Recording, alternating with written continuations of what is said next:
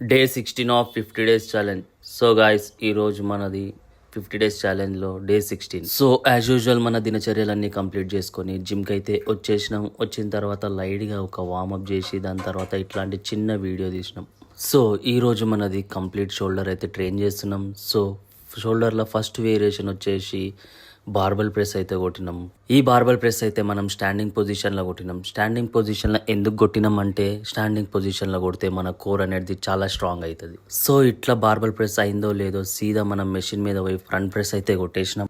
మెయిన్గా ఈ వేరియేషన్లో అయితే మన రేర్ డెల్స్ అయితే యాక్టివేట్ అవుతాయి. యాక్టివేట్ అవ్వడంతో పాటు మంచి పంప్ అనేది బి వచ్చేస్తుంది. ఇక మన నెక్స్ట్ వేరియేషను లైట్గా కెమెరా ముంగట వచ్చి ఇట్లాంటి ఫ్లెక్సింగ్ అయితే చేసినాం. చూస్తురుగా షోల్డర్ ఎట్లా అనేది ఎలివేట్ అయిందా.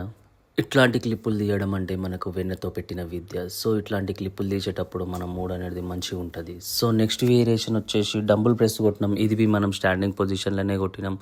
చెప్పిన కదా ఇంతకు ముందుకే స్టాండింగ్ పొజిషన్లో కొడితే మన కోర్ అనేది చాలా స్ట్రాంగ్ అవుతుంది.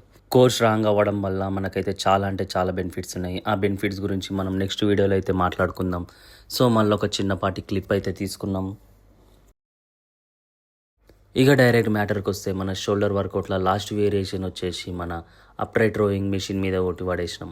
ఈ అప్రైట్ రోయింగ్ అయితే మనం 4 సెట్స్ ఇంక్లూడ్ చేసుకొని కొట్టినాం. సో మంచి పంప్ అయితే వచ్చింది షోల్డర్లో. మంచి డెఫినేషన్ అనేది వచ్చింది మన షోల్డర్కి.